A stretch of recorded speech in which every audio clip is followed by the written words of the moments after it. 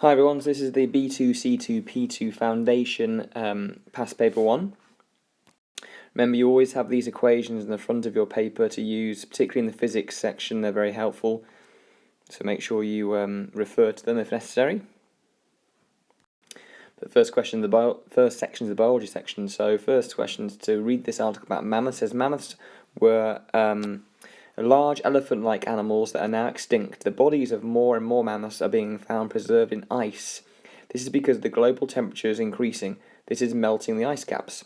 Some people suggest using mammoth tusks instead of elephant tusks as a source of ivory. They hope this will stop elephants from becoming extinct. However, they know this is not a long-term solution because mammoth ivory is not sustainable. It says mammoths are now extinct. Write down one possible cause of animals becoming extinct. So you can have any one of these. You could say climate change, habitat destruction, hunting, pollution, competition, or disease. Any of those will get you that 1 mark. Next question. Some people are worried that elephants in Africa might become extinct. Suggest one way that preventing the extinction of elephants could benefit people that live in Africa. So you could say there'd be tourism or more tourism. You could say more safaris. You could say it could generate income. You could say there's more employment. But you can't say that you'd have more ivory, and you can't say anything that like transport or work, so the uses of elephants. Elephants and mammoths are thought to be related. Elephants have developed due to groups of animals changing over long periods of time. Natural selection is a theory that explains how these changes happened. What name is given to a gradual change in a group of organisms? So that's evolution for that mark. And write down the name of the scientist who suggested the theory of natural selection, and that's Charles Darwin, or you could just put Darwin if you wanted to. The increase in global temperature is melting ice and exposing the dead mammoths. Many people think that the increase in global temperature is due to increased carbon dioxide levels in the atmosphere. Explain how increased carbon dioxide levels could lead to global warming. So, 2 marks here. So the first mark is saying that it allows the sun's rays or radiation or heat to pass through the atmosphere. And then you can say that carbon dioxide stops the heat passing back out into space, and then you can say that's because carbon dioxide reflects back the heat. So there's actually 3 points you could make there, and it's any 2 of those 3 points. Using mammoth ivory instead of elephant ivory is not sustainable. Explain why this is. And that's because only a limited number of mammoth tusks, or they would run out, and that's because no more are being born. So you have this first mark saying that they will run out. Second mark was saying that's because that no more will be born. Next question. Buffalo are herbivores that live in Africa. Buffalo feed on grass. Yellow-billed oxpeckers are small birds that live on buffalo. Yellow-billed oxpeckers hunt for live ticks that feed on buffalo. The ticks feed on buffalo blood. How many trophic levels are there in this food chain? So there are 4 trophic levels. Remember that you've got your grass. So that's your first one. Then you've got the buffalo. Then you've got the ticks. Then the yellow-billed oxpeckers. How does energy enter and flow through this food chain? So 2 marks here. First mark saying that it enters as grass photosynthesizes. So the sunlight is absorbed by the grass. Remember, the producer of the food chain is always the first part of it, and that's where the energy enters through the sunlight. And then second mark saying that then flows through the food chain as each organism eats or feeds. So first mark saying about photosynthesis and the grass doing that. Second mark saying that the organism then feeds. So it flows through because they eat each other. The ticks are parasites to the buffalo. What does the word parasite mean? 2 marks here again. So first mark saying it lives on or it lives off a host, or it lives off a living organism, and the second mark saying that it causes it harm by doing that. Suggest how the buffalo might benefit from the yellow-billed oxpecker. So again, 2 marks. First mark saying the oxpecker gets rid of the ticks, or it eats the ticks, and the second mark saying that it stops the ticks feeding on the buffalo's blood.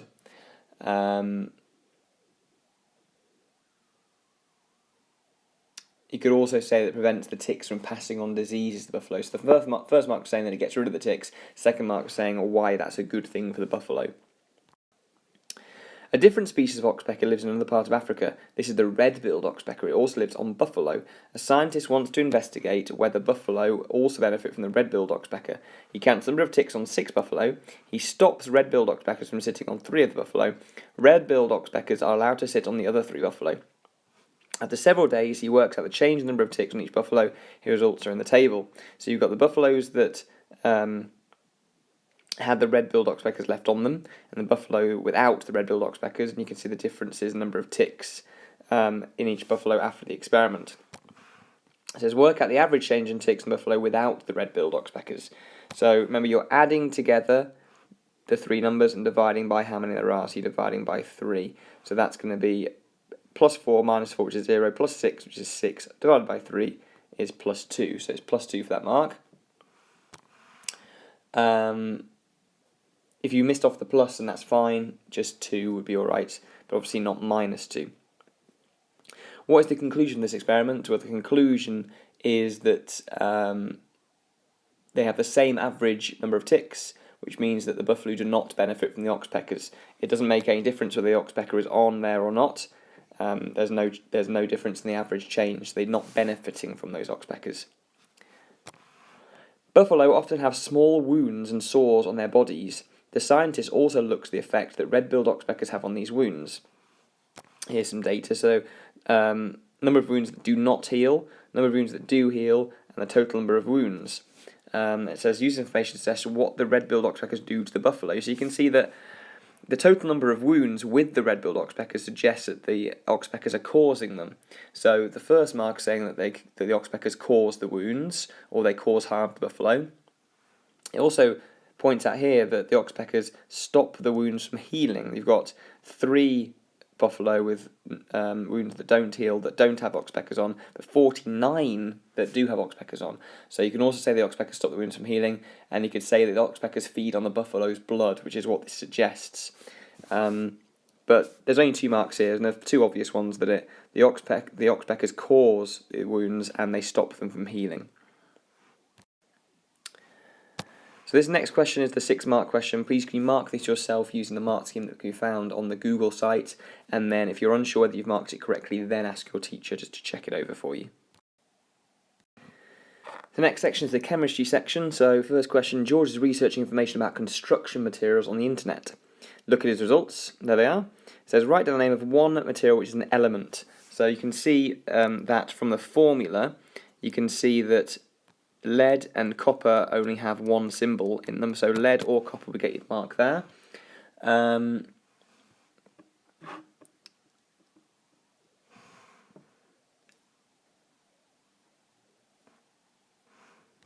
next question is which material can be used to make a 1 kilogram mass which has the lowest volume?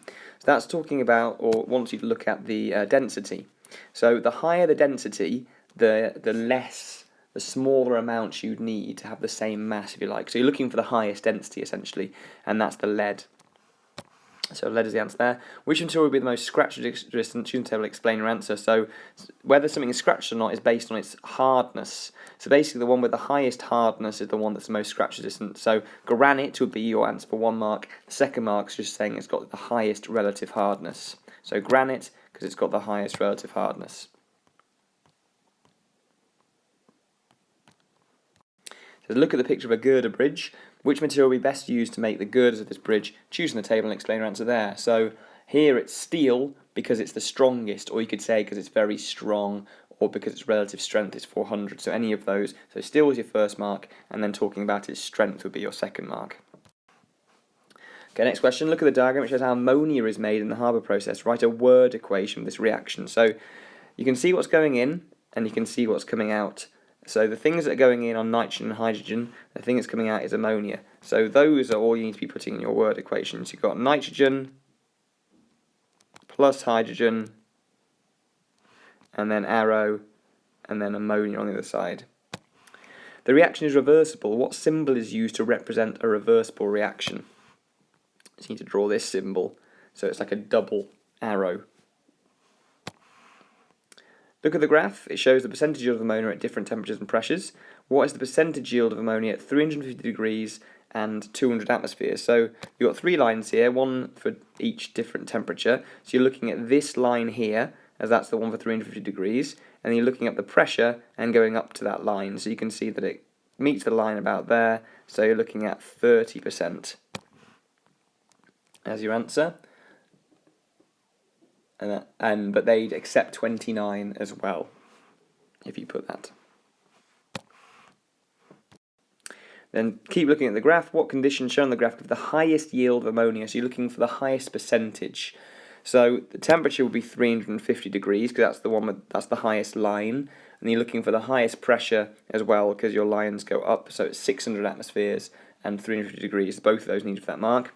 Then is it too expensive to use these conditions to make ammonia? It is too expensive. Explain why it's too expensive. So you need a high pressure and a high temperature. So that's your first mark. So either of those, you could just say there's a need for a high temperature or a need for a high pressure. And then you can say that requires higher energy costs or higher equipment costs. So either of those two. Ammonia is used to make ammonium nitrate. Ammonium nitrate is fertilizer. What is the number of different elements? So you have to look at the formula and count how many different symbols there are. So remember, a symbol starts with a capital letter. So you've got an N, capital, capital H, capital N, capital O. And remember, your two capital N's obviously represent the same element. That's nitrogen. So you've got N, H, and O. So there's 3 different elements there. Jane and Philip are studying fertilizers. Ammonium phosphate is a fertilizer. Fertilizers contain essential elements. The formula of ammonium phosphate is that. Which essential elements of plant growth are in ammonium phosphate? So you've actually got 2 in this. You need them both to get the mark. So you've got nitrogen, so that's the N, and you've got phosphorus, which is the P. The other essential element is potassium, but that isn't in there because that's represented by the symbol K. How are fertilizers absorbed by plants? So just through the roots is needed for the mark there. And then write about how fertilizers are beneficial and the problems they cause. So 2 marks here. So first mark is saying that they increase plant growth, or you have a higher crop yield, or it allows you to feed more people. Any of those ideas for the first mark. Second mark is for the problem, and that's the idea that water organisms might die, or it kills wildlife, or if you wanted to use the technical term, it's eutrophication, which is spelt like this.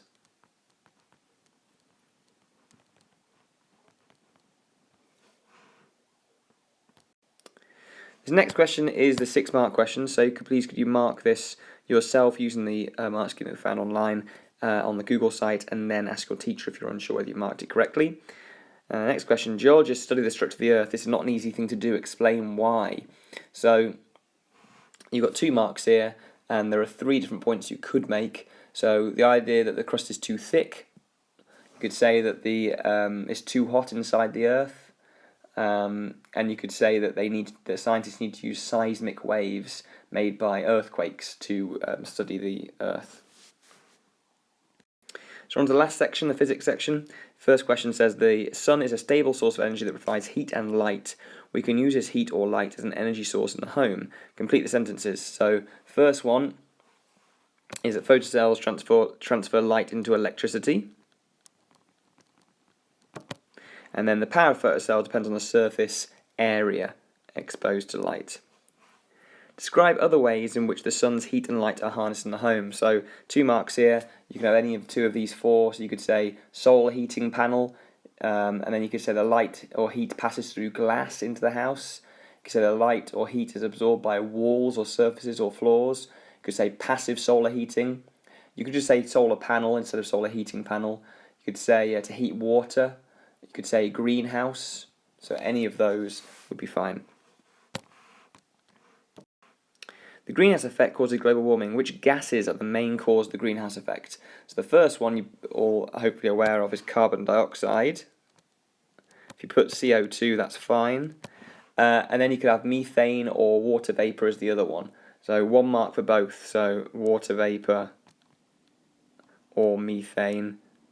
Indeed, you could have had water vapour and methane and not put carbon dioxide if you wanted to. Evidence suggests that increased global warming has caused climate change. Describe how human activity has added to global warming. 2 marks again. So any two of these, you could say using more energy or cars. You could say increased carbon dioxide emissions. You could say deforestation. You could say landfill or waste decomposition. You could say that there's lots of cows producing methane. You've got more intensive farming. So any two of those five would get you the marks there. Then scientists collect data on global warming. It is difficult to measure and show global warming. Scientists share their data with other scientists, describe their difficulties, and explain why they share data. So you've got 2 points to be talking about here. So on the measurement side, you could say that it's difficult to collect average temperatures. You could say the temperature weather fluctuates. You could say the temperatures are slow to change. You could say that you only have data covering recent years. You could say there may be other factors at work here for global warming. And then the sharing data, you could say that they share because they can then check or retest or analyse or compare data, and then there's more data available to the scientists to use. The next question is a 6-mark question in the physics section. Please mark this yourself, then ask your teacher if you're unsure whether you've marked it correctly, just to check it over for you. Amrit spends a lot of money on her electricity bills. Some appliances cost more to run than others. Look at the table. All the appliances are switched on for 30 minutes. Which appliance costs the most to use, and explain why. So, the one that costs the most to use is the heater, but you don't get the mark for that. But the reason is that it has the highest power. So that's what is going to be affecting the cost. So the reason is it has the highest power rating. Amrit uses the iron for 0.5 hours. Its power is 1.5 kilowatts. Electricity costs 18 pence per unit. Count the number of kilowatt hours used by the iron and how much this will cost. So kilowatt hours is literally the number of kilowatts times the number of hours. So that's 1.5 times 0.5, which gives you 0.75. And the cost is the number of kilowatt hours times the pence per unit. So this is going to be 0.75 times 18. Which is 13.5 pence. So you get 2 marks for the 0.75 and 1 mark for the 13.5. The radio has a 9-volt rechargeable battery. Amrit charges the battery using a battery charger. She plugs the charger into the 230-volt main supply. The battery charger decreases the voltage from the mains. What is the name of the device that decreases the voltage? So that is a transformer. So that's what you need to put there for that mark, transformer. Then the radio has a power rating of 8 watts. Over a year, the radio is more expensive to run than the 11-watt light. Suggest reasons why. So you've got 2 marks to get here. So any two of these three could say that the radio is on for a longer time or it's on more. You could say that the energy loss in the charger or the charger is not efficient or it loses heat, or you could say that batteries cost money to buy. So any two of those three will get you those 2 marks. So the last question says, nuclear radiation can be both harmful and useful. Jim collects information about the 3 types of nuclear radiation. Look at the information, there it is. So you've got the different types of radiation, beta, gamma and alpha, and then its range in air, so how much air would absorb all of it, how much glass would absorb all of it, how much soil would absorb all of it. So, and Jim says, disposing of nuclear waste is easy, it's best just buried underground in the soil. Just why Jim thinks that burying nuclear waste underground in soil is best. So you can say there that either alpha or gamma has the smallest range, smallest. You can't just say small. You could say it has the smallest range in soil, particularly the alpha. And then you can explain why Jim may be incorrect. So 2 marks here. So any 2 from these, you could say that in glass the radioactive material could not move. In glass, the glass can't decompose.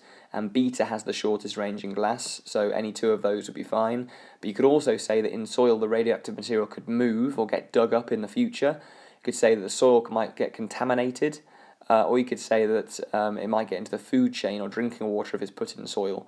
So there's 6 points that you could make, and any 2 of those would be fine. So could you add up your marks, please, and write it on your poster, and then have a go at the next paper.